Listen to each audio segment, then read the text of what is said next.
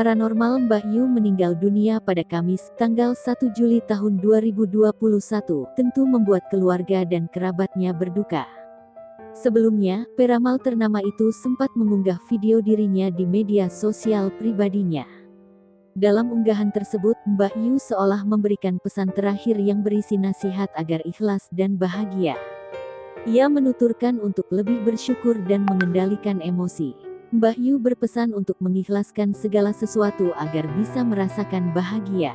Syukuri, nikmati, perkecil keluhanmu dan perbaiki keadaanmu dengan perenungan diri, perkecil egomu dan kendalikan emosimu. Unggahan tersebut pun ramai dibanjiri komentar netizen.